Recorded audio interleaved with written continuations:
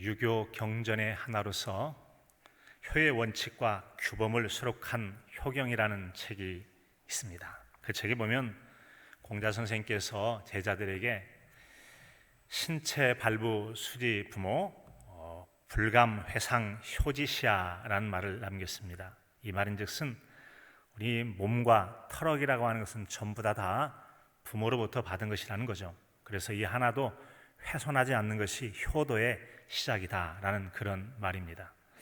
자, 이 말 속에 우리가 두 가지 점을 한번 살펴보는데요. 첫째는 바로 부모로부터 우리는 신체를 물려받았다. 신체 발부 수지 부모. 그래서 물려받은 몸 훼손하지 않고 지키는 게 효도다라고 하는 말씀이죠. 여러분, 누가 고의로 자신의 몸을 해친 사람이 있는지 모르겠습니다. 드물게 도끼로 막 손을 노름을 하니까 내가 안 한다고 도끼를 찍었다는 얘기도 있기도 하고 또 발목을 상하기도 하고 그런 분이 있는가 하면 부분적으로 또 손가락이나 발가락을 해치는 경우가 있기도 하죠. 여러분 결코 쉽지는 않겠습니다만 그게 또 없지도 않은 것이 현실이기도 한 모양인 것 같습니다. 신체를 훼손한다는 것이 어디까지 어떻게 하는 것을 신체 훼손으로 여기느냐라고 하는 그 범위에 따라 달라지기는 하겠습니다만 이전 시대 때 이제 군대를 가지 않으려고 이 검지 손가락을 격발하는 소리인데 잘났다 그런 얘기를 들어본 적도 있어요. 그래서 직접 본 적은 없고 또 만나서 확인해 본 적도 없기 때문에 사실인지는 모르겠습니다. 그럴지라도 그 이외에 여러 가지 자신의 몸을 훼손하는 경우는 이제 어떤 경우에는 유리병이나 혹은 또 칼로나 혹은 담배로 자신의 몸을 해치고 자해하는 그런 사람이 있기도 합니다. 이런 경우 분명히 자신의 몸을 해치는 사람이죠. 어디 여러분 그뿐이겠습니까? 우리의 건강을 해치는 이 술이나 담배 혹은 가스나 마약 같은 경우를 흡입하거나 먹고 하는 이것들 중독되는 것들도 우리 몸을 해치는 것 중에 하나일 것이고 또 건강한 몸을 너무 함부로 쓰거나 혹은 적절하게 돌보지 않아서 상하는 것도 몸을 해치는 일 중에 하나가 될 수는 있을 것입니다. 여러분 나름대로 다 사연이 있겠습니다만 어떤 경우를 할지라도 우리가 몸을 해치는 것은 하나님께도 혹은 부모에게도 적절하지 않죠. 할 수만 있다면 우리는 부모로부터 받은 몸 잘 지키는 것이 효도이고 또 우리에게 생명을 주시고 육체와 삶의 기회를 주신 하나님께도 효도하는 것이 곧 우리 자신의 몸을 잘 지키는 것이 바로 효도하는 것이다 라고 할 수 있겠습니다. 특별히 불감, 회상, 효시지야 이 말은 신체를 훼손하지 말고 잘 보존하라 라고 했는데 잘 보존해야 될 그 신체가 어디로부터 났느냐? 신체 발부 수지 부모다. 우리 몸이라는 건 전부 다 부모로부터 받은 것이다 라는 점이죠. 이처럼 부모로부터 몸을 받은 것, 몸만 받았겠어요? 몸 안에 담기는 우리의 생명을 받은 거죠.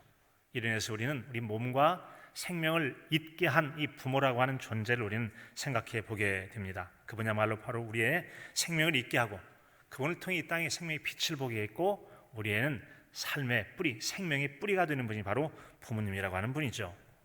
그 부모님은 세상 그 누구도 결코 줄 수 없는 가장 소중한 나의 생명을 잇게 한 그 분이라는 그런 분으로서의 부모를 생각할 때 저절로 공경하게 되고 우리가 마땅히 섬겨야 될 그 자녀로서의 도리를 생각해 보게 됩니다.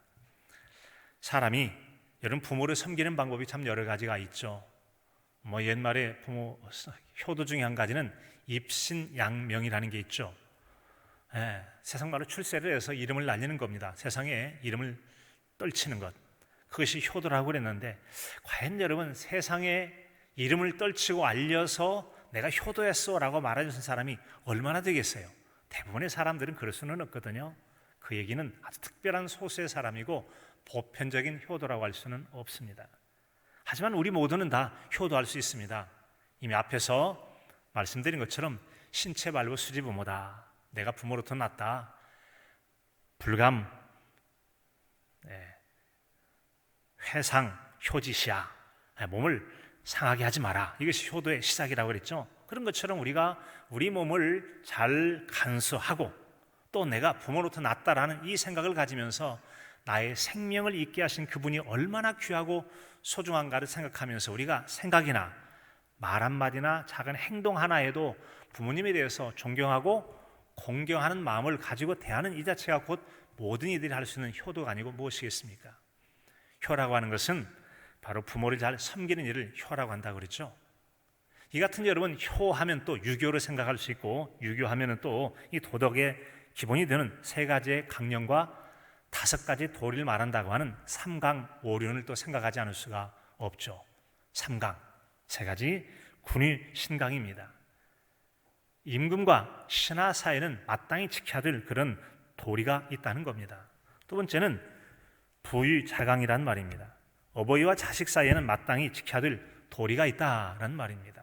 그리고 부의부강, 남편과 아내 사이, 즉 부부 사이에도 나름의 지켜야 될 다 도리라는 건 있는 거죠. 편하다고 쉽다고 하는 게 아니라 지킬 건 지켜가라는 겁니다.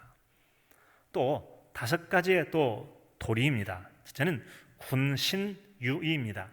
임금과 신하 사이에서는 의로움이 있어야 된다라는 거고요. 부자유친, 부모와 자녀 사이에는 친밀함이 있어야 된다는 겁니다. 부부유별, 부부 사이에는 구별함이 있어야 되겠고, 장유유서, 어른과 이 자녀 사이에 있어서는 이제 차례도 있고 질서라는 것이 있다, 위아래가 있는 것이죠. 그리고 붕우유신이다. 친구 사이에는 서로 믿음, 신뢰하는 마음이 있을 때 참된 친구를 할 수 있다라는 겁니다. 여러분, 이처럼 여러 가지 사람이 도리는 내용들을 말하고 있는데, 성경에도 또한 이 효에 대한 내용들이 얼마나 많이 나와 있는지 몰라요. 직접적 언급도 있고 그런 관련된 내용도 있기도 합니다. 특별히 우리가 3강에 있어서 이 2번째인 부의자강, 부모와 자녀에 있어서는 마땅히 지켜야 될 도리라는 것이 있다라고 말한 이 내용과 관련된 내용이 바로 오늘 이 바로 노아의 가족 이야기가 바로 그런 내용이라고 할 수 있을 것입니다. 따라서 오늘 주신 이 하나님 말씀을 함께 살펴봄을 통해서 우리에게 주신 신앙적 교훈을 얻는 은혜 시간이 되실 수 있기를 바랍니다. 첫 번째로는 바로 이 부모의 허물에 대한 자녀의 태도가 바로 복이나 저주를 부를 수 있다는 점입니다. 약 40일 동안 마구 쏟아진 비가 있었습니다. 그게 바로 노아의 홍수 때죠. 150일 동안 온 세상을 다 물로 덮었던 적이 있습니다. 홍수가 끝나고 마침내 방주에서 노아 부부와 세 자녀의 부부들이 나오게 되죠. 그리고 이 노아가 방주에서 나온 다음에 첫 번째 농사, 하나님께 예배를 드리고 농사를 지었는데 포도 농사를 했어요. 포도 열매도 먹겠고, 그런데 또 그들이 음료를 쓰기 위해서 포도주를 담갔습니다. 이렇게 포도주를 만들었던 그가 어느 날 포도주를 마시고 난 다음에 잠을 잤어요. 그런데 참 어찌된 영문인지 알 수는 없겠는데 온통 몸을 다 벌거벗고서 드러누워 잠을 잤습니다. 마침 둘째 아들 함이라는 아들이 방에 들어갔다 아버지의 그 모습을 봤어요. 그리고 밖에 나와서 형과 동생이 얘기합니다. 글쎄 아버지가 이 나이 드신 양반이 이제 막 수치도 모르고 그냥 홀라당 벗고 그냥 지금 술잡수시고 주무시고 있다고 말이지, 얘기를 했어요. 그때 그 얘기를 들었던 큰아들 셈과 막내아들 야벳이라는 두 아들이 어깨에다가 옷을 걸칩니다. 그리고는 아버지 보지 않으려고 거꾸로 가다가 이렇게 짐작해서 아버지를 싹 덮어드리고 나오게 됩니다. 여러분, 그 일을 처음 봤던 둘째 아들 함이라는 아들이 잘 덮어주고 왔으면 여러분 얼마나 좋았겠습니까? 근데 그러지 않았어요. 여러분, 사람마다 이 성격일 수도 있고 또 습관화된 인격일 수도 있겠는데, 어떤 사람은 남의 좋은 점은 말 한마디도 하지 않으면서 남의 조금만 허물이 있으면 입을 못 참고 막 떠들어대는 사람이 있습니다. 조그마한 것도 막 이따만큼 부풀려가지고 침소봉대라고 그러죠. 막 그냥 거창하게 막 떠드는 사람이 있는데 꼭 함이 그랬던 모양입니다. 여러분, 그런 사람들의 행동으로 여러분, 그런 사람들은 과거에 어떤 많은 덕을 쌓고 나름대로 대단한 일이 됐다 할지라도 그 입으로 자신의 공적을 다 까먹어버리고 다 뒤집어 쏟아내는 사람이 아닌가 생각합니다. 입으로 다 복을 깎아먹어버려요. 잠언서 22장 22절의 말씀입니다. 남의 말하기를 좋아하는 자의 말은 별식과 같아서 뱃속 깊은 데로 내려간다고 그랬습니다. 이런 뜻입니다. 별식, 특별한 요리, 아주 맛있게 한 요리였어요. 맛있잖아요. 맛있게 먹고 그냥 꿀꺽꿀꺽 삼키니까 배 깊숙한 데로 쑥쑥 들어가는 거예요. 남의 이야기라는 것이 맛있는 음식처럼 말하면 사람들이 쏠깃해가지고 귀를 기울인 거예요. 그래서 듣고서는 오, 그리고는 이것을 전부 다 가슴에 새기고 기억에 남겨두는 거예요. 우리가 여러분 남의 좋은 일, 장점들은 많이 말하고 듣고 기억하고 여러분 마음에 새겨두면 교훈도 되고 도움이 될 것입니다. 그런데 그래서는 안 될 남의 허물을 마치 꼭 기억이라 해야 하는 듯이 귀 기울여 듣고 또 남이 잘 들으니까 재밌으라고 막 말하는 재미로 그렇게 남 얘기를 하는데 이게 다른 사람 마음에 심겨지니 참 좋지 못한 일이 되는 거죠. 그런 일이 있더라는 거죠. 그게 복을 차는 일이 됩니다. 여러분, 그래요. 그런 재미로 남의 말을 자주 하는 자, 여러분 꿀맛처럼 맛있을지 모르겠는데 이 파리가 말이죠. 이소화에 나옵니까? 꿀 먹으려고 꿀 속에 들어갔다 결국 꿀 속에 빠져 죽잖아요. 남 허물, 비난, 남에게 나쁜 말 자꾸 전하는 사람은 결국은 다 자기가 그 나쁜 말에 빠져서 자기가 큰 어려움을 겪게 되는 일 당하지 않습니까? 그런 일 겪게 돼 있어요. 발 없는 말이 천리를 간다는 말 있잖아요. 그런 것처럼 함의 말이 퍼지고 또 퍼지고 퍼졌습니다. 그리고 결국 아버지 노아에게도 들려지게 됩니다. 보통 여러분 사람들이 내가 누구한테 말하면 그 사람도 입을 못 참아가지고 또 다른 사람한테 이야기하고 또 들은 사람도 또 다른 사람한테 얘기해요. 그래서 이 말이 돌고 해서 언젠가는 누가 그러더래 한 말이 내게 들어와요. 그래서 여러분 들은 얘기가 얼마나 많아요. 그 사람은 한 사람밖에 아는 것 같은데 그 사람이 또 다른 사람이 얘기해요. 또 다른 얘기. 결국 내 귀로 들어와요. 그런 일들을 많이 듣고 있지만 다 말하지 않을 뿐이죠.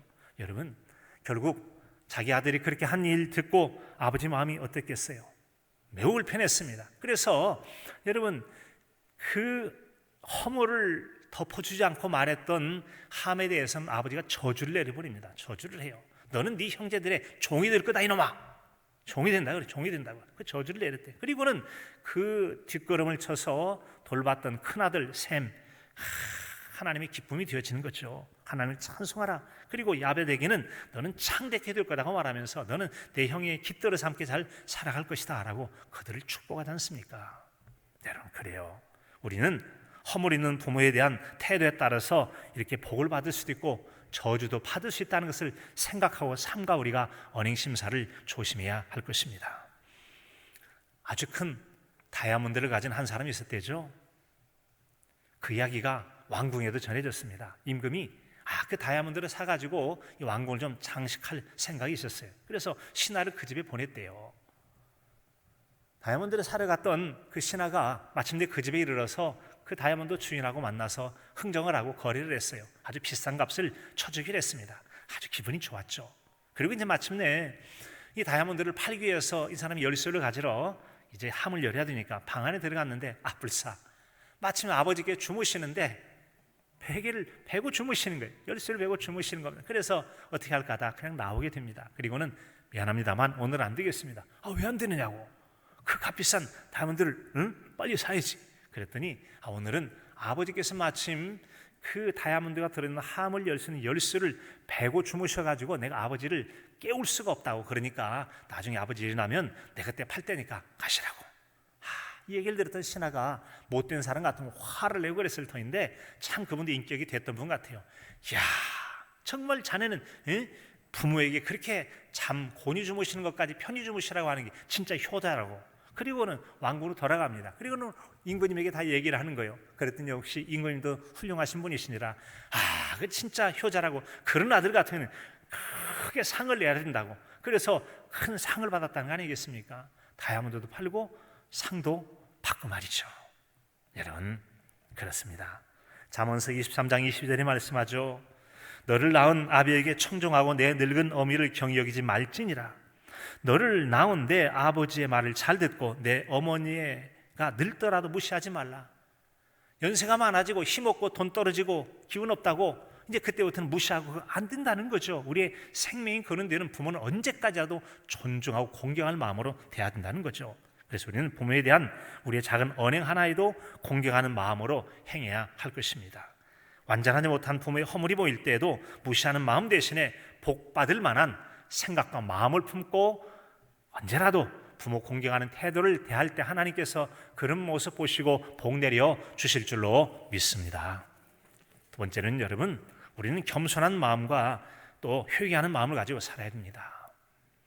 하나님께 지으신 이 세상이라고 하는 것이 여러분, 이 사람들이 살아가면서 온갖 마음이 패역하고 그리고 죄악을 행해서 온 땅에 죄악이 가득 찼습니다. 하나님께 사람 지으신 것을 한탄하라세요. 그리고 내가 이들을 다 물로 쓸어버려야 되겠다고 마음을 갖게 되죠. 그리고는 이제 내가 처음 창조할 때처럼 그대로 세상은 있겠지만 새로 좀 바꿔봐야 되겠다고 생각을 하게 됩니다.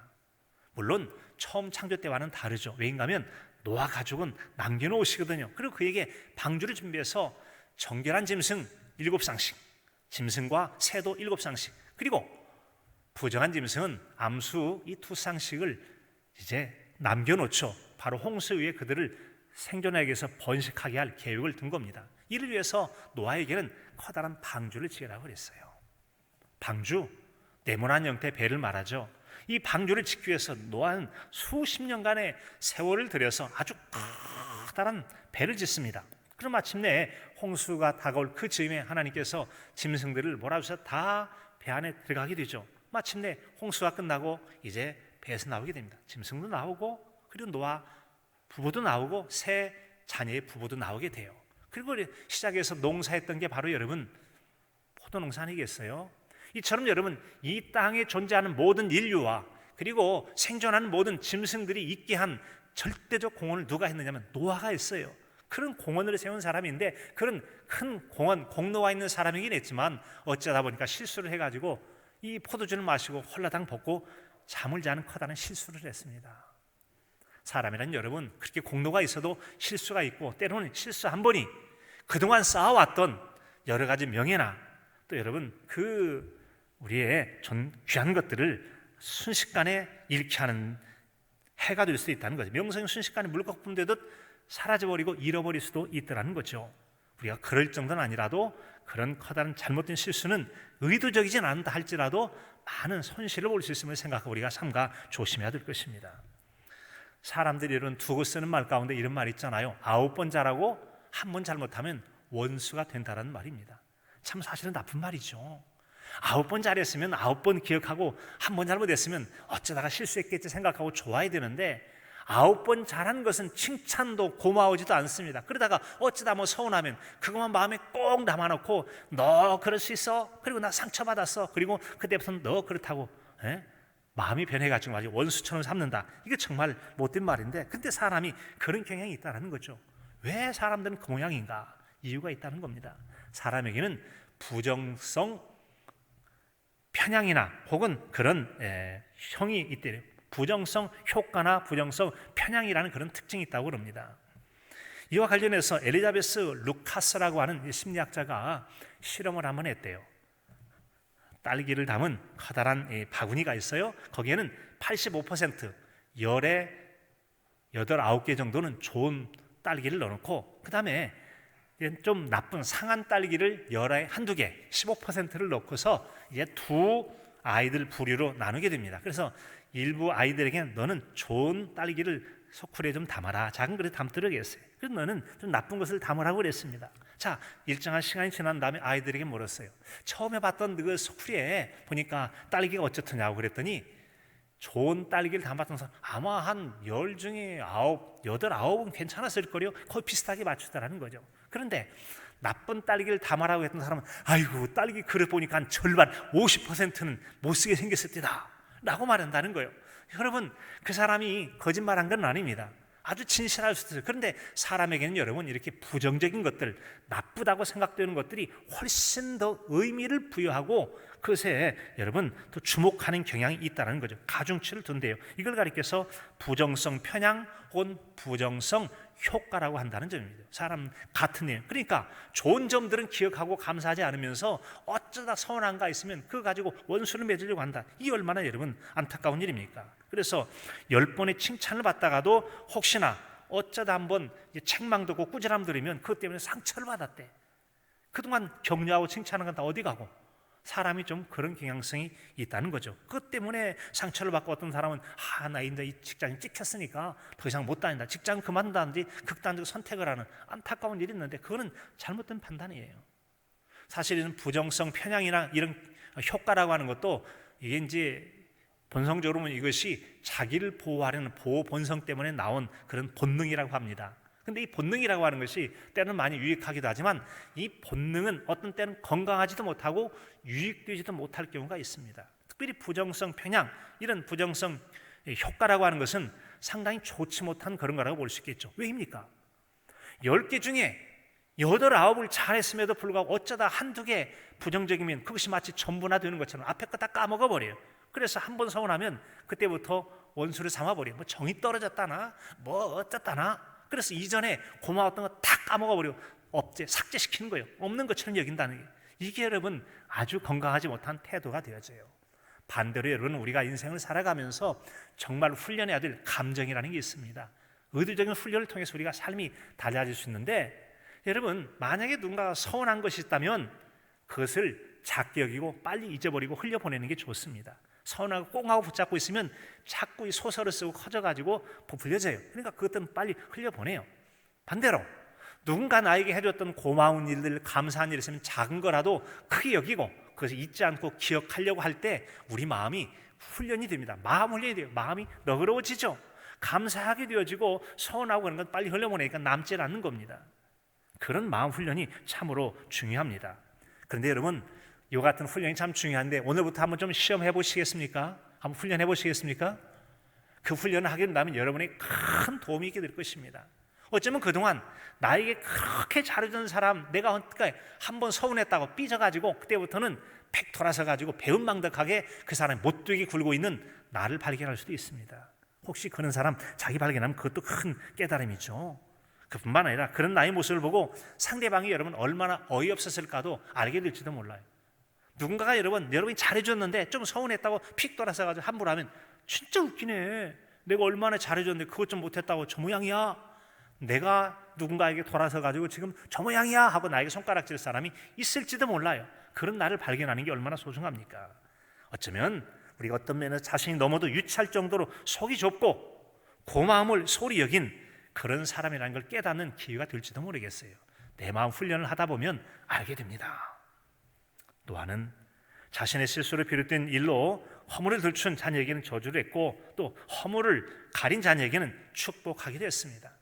또한 믿음이 좋았던 이 노아처럼 사람은 누구나 악의가 없을지라도 크고 작은 실수를 하며 살아갑니다. 그 실수를 가지고 살아가요. 의인은 없나니 한 사람도 없다고 하는 것처럼 누구라도 다 의도적이지 않을지라도 실수도 있고 또 알고도 행할 수 있는 허물이 있을 수 있다는 거예요. 허물을 가지고 살아가요. 어떻게 살아가면 좋겠습니까? 우리는 나는 없고 나는 괜찮을 거라고 자신만만하는 것도 조심해야 됩니다. 선조를 생각하는 자 넘어질까 조심하라고 그랬잖아요. 언제 방심하다가 또 나도 넘어져서 남 비난하던 그런 상황에 넘어질지 알 수 없기 때문에 우리는 늘 겸손한 마음으로 살아가야 할 것입니다. 노아처럼 여러분 공로가 많은 인생을 살았다고 할지라도 우리는 여러분 덕을 잃지 않도록 조심하며 살아가야 됩니다. 그리고 또한 누구나 모두 다 부모나 타인의 허물을 알게 되었을 때 그것을 말하는 것을 조심해야 돼요. 장점이나 고마운 것을 말하기보다는 부정적인 것을 말하기가 쉽기 때문에 자신이 또 혹시 그런 사람은 아닌지, 아니 나는 그보다 더 심한 사람이야 라고 자신을 돌아보면서 자기 점검을 하는 것이 오히려 복이 될 것입니다. 아울러서 잘못한 사람은 내가 잘못을 했다, 비록 과거에 노아처럼 대단한 업적과 대단한 공헌이 있다고 할지라도 잘못은 잘못이에요. 돌이켜 회개하죠. 그리고 하나님 앞에 용서를 구하고 십자가의 은혜 아래서 용서를 받고 하나님께 감사할 수 있다면 이 하나님께서 그런 사람의 모습을 크게 기뻐하실 줄로 믿습니다. 세 번째는 여러분 부모를 공경하고 또한 타인의 연약함을 가려주는 삶을 살아야 될 것을 말씀해 주십니다. 여러분 사람이 남을 비판하는 것은 여러분 배우지 않아도 참 잘합니다. 가르쳐주지 않아도 배운 적이 없어도 얼마나 이렇게 잘하는지. 바로 이것은 우리가 긍정적인 것보다도 부정적인 것들보다도 의미 있게 보이는 부정성, 편향, 그 치우침 때문에 우리가 그런 경향이 나타난다는 거죠. 그래서 그런 본성 때문에 자꾸만 누군가를 비난하고 싶다면 이 탈무드의 이야기를 좀 기억하면 좋을 거예요. 이런 말이 있어요. 그 사람의 입장에 서기 전에는 절대로 그 사람을 욕하거나 책망하지 말라. 내가 만약 그 사람 입장에 있다면 나는 그보다 더 몇 배는 더 했을 거야. 그래서 하는데 얼마든지 있어요. 정말 잘하고 있는데 그럼에도 불구하고 자기가 보기에 좀 마음에 안 든다고 그 사람 입장에 서보지도 않으면서 함부로 욕하거나 책망하지 말라는 거예요. 네가 하면 10배는 더 했을 거야. 그 얘기 들을지도 모른다는 거죠. 그래서 우리가 여러분 잘하는 말 있잖아요. 역시 사지 입장 바꾸고 생각해보자는 거죠. 그러다 보면 겸손해질 수가 있어요. 겸손해질 수 있어요. 예수님께서 산상보훈으로 가르쳐주신 마태복음 7장 1절 2절에 보면 이런 말씀이 있잖아요. 비판받지 아니하려거든 비판하지 말라. 너희의 비판하는 그 비판으로 너희가 비판을 받을 것이요 너희 헤아리는 그 헤아림으로 너희가 헤아림을 받을 것이니라. 내가 남이 어쩌고 저쩌고 말했는데 알고 보니까 너는 더한다. 그런 얘기를 들을 만큼 우리가 다 허물 있는 인생을 살아간다는 거죠. 그렇습니다. 내가 남을 바라보면 남의 허물만 바라봐요. 그런데 그 눈을 자기에게 돌려봐요. 남의 허물 하나도 안 보입니다. 오히려 온통 자기 허물만 보여지는 게 인생 아니겠습니까? 결코 남보다 낫지 않다는 겁니다. 뛰어나지도 않아요. 그 점에 대해서 바울 사도는 갈라디아서 6장 4절에서 이런 말씀을 들려주십니다. 각각 자기 일을 살피라. 그리하면 자랑할 것이 자기에게는 있어도 남에게는 있지 아니하니라. 남 말고 너 한번 네 일이나 한번 좀 살펴봐. 그러면 혹시 그동안 네가 자랑 삼은 것 별것도 아니야. 남들도 다 그 정도는 해. 별것도 아니면서 뭐 뽐내고 남의 뭐 허물이라는 얘기에 너는 더 심해. 그런 종류라는 거예요. 우리가 대수롭지 않더라는 겁니다. 남에게 내세울 것 하나 없으면서 자신도 남을 비판하던 그 비판으로 비판받을 사람에 불과하다는 것입니다. 그런 건 가르치지 않아도 배우지 않아도 얼마나 그렇게 잘하는지. 하지만 여러분, 다른 사람에게 허물을 가려주고 또한 덕을 세우는 이 일을 한다고 하는 것은 아무나 할 수 있는 일이 결코 아닙니다. 왜냐하면 이 부정적인 것은 여러분 더 예민하고 중요하게 여기는 편향성 때문에 이 본능적으로 부정적인 게 말하기가 훨씬 쉬워요. 이 본능을 거스르고 산다는 게 쉽지가 않기 때문에요. 여러분, 남에게 가리우고 덕을 세우는 게 쉽지가 않더라는 겁니다. 어떤 사람이 가능하죠? 이것은 여러분 마음 훈련을 통해서 절제하며 잘 훈련된 성숙한 인격을 갖출 때만 가능한 일이라는 거죠. 여러분, 존경받아 마땅한 부모 세대라 할지라도 또 사람들의 부정적 본성이 있잖아요. 편향성이 있어가지고 조금만 잘못하면 말들 많고 그러니까 어른들도 덕을 잃지 않도록 조심해야 할 것입니다. 그리고 삶의 모범을 보이려고 해야 또 다음 세대가 배워갈 수 있겠죠. 젊은이들은 어른들 세대에 한두 가지 허물이 있다고 말이죠. 그것을 마치 여러분 문제 삼고 너무 그냥 하는 것 조심할 필요가 있죠. 여전히 허물이 있다 할지라도 그들은 존경심과 공경할 마음을 가지고 어른인 존경을, 부모에게는 공경하는 마음을 우리가 가지고 살아야 할 것입니다. 아울러서 완전할 수 없는 부모의 허물을 비난이나 공격의 재료로 삼지 않도록 주의해야 합니다. 내가 부모의 입장에 서보게 된다면 부모의 고마움을 더 깨닫고 감사하게 될지 몰라요. 내가 발벗고 뛰어도 결코 부모만큼 흉내도 못할 만큼 부모 세대는 어려운 시대 때 고생해가면서 대단한 일을 했을 가능성이 많거든요. 그런데 지금 시대 내가 고생도 안 해보고 편하게 판단하면서 잘했네 못했네 어쩌네 비난하는 것 안 좋다는 거죠. 그런 여러분, 부모에 대한 그 고마움을 깨닫고 감사할 수 있는 그런 마음이라면 이 노아의 두 아들처럼 우리가 이런 부모의 허물도 가려줄 수도 있을 것입니다. 뿐만 아니라 성경에서 말하는 부모 공경이나 효에 대한 마음을 실천함으로 하나님께 칭찬받는 삶을 살아갈 것입니다. 공자 선생이 유랑 중에 고라는 사람을 만나서 남긴 어록이라는 말이 있죠. 이런 말이 있답니다. 수욕, 정의, 풍부지란 말이에요. 나무는 조용히 있으려고 하는데 바람이 자꾸 흔들어댄다는 거죠. 인생이 풍파가 있는 인생인 것이죠. 자욕, 양이 친부대. 자식은 부모를 봉양하려 하지만 기다려주지 않네. 세월 지나면 세상을 떠나는 경우가 있어요. 왕이 불래 자녀나. 흘러가면 그 세월은 다시 돌아오지 않는다는 거예요. 물이 흘러가면 거꾸로 역류하지 않듯이 세월이 흘러가면 돌이킬 수 없는 거예요. 불가 재견 자치냐. 가시면 다시 볼 수 없는 게 부모님이라는 거죠. 세상 떠나시면 효도할 수 없어요. 그래서 부모 섬기기 란 살아생전에 다하라고. 정찰 선생도 여러분 그런 말씀 하잖아요. 시족 가운데 그런 말 있잖아요. 살아생전에 부모 효도 다 해야 됩니다. 상딸이 부르짖게 제사상 차려봐야 한 술도 못 드세요. 살아생전에 힘엿들어 살아생전에 잘 섬겨야 될 줄로 믿습니다. 그러실 수 있기를 바랍니다. 하나님은 출애굽기 20장과 신명기 5장 두 번에 걸쳐서 10계명에 부모 섬길 것을 말씀해주고 있어요. 내 부모를 공경하라. 예. 이 공경에 대해서 신명기 5장 16절에 보면은 너는 내 하나님 여호와께서 명령한 대로 내 부모를 공경하라. 그리하면 내 하나님 여호와가 내게 준 땅에서 내 생명이 길고 복을 누리리라. 생명이 길고 복을 누리리라. 이 말씀이 여러분 다시 한번 에베소서 6장 1절로 3절까지 이렇게 들려지죠. 자녀들아 주 안에서 너희 부모에게 순종하라. 이것이 옳으니라. 내 아버지와 어머니를 공경하라. 이것은 약속 있는 첫 계명이니 이로써 내가 잘되고 땅에서 장수하리라. 아멘. 이렇게 여러분 부모를 공경하면 나 자신도 남을 비판할 때 그 비판으로부터 자유로울 수 없다는 생각을 가지고 타인에 대한 입장을 이해하고 허물을 가려주는 마음을 가지고 살아갈 때 하나님 기뻐하실 거예요. 기뻐하실 겁니다. 노아 가족 이야기는 허물있는 부모라도 가르쳐주는 그런 자녀가 복을 받을 거라는 것을 말씀해 주십니다. 그런 신앙적 교훈을 생각하면서 부모는 자녀를 향해서 사랑을, 자녀는 부모를 향해서 공경하는 마음을, 사람과 사람 사이에서는 사람에는 허물도 있을 수 있지, 서로 이해하고 가려주고 배려함을 통해서 그런 사랑을 이루어갈 때 하나님께서 크게 기뻐하실 줄로 믿습니다. 그 삶으로 덕을 이루고 효를 이루고 하나님의 약속의 복을 누리는 저와 여러분의 삶이 될 수 있기를 간절함으로 축복합니다.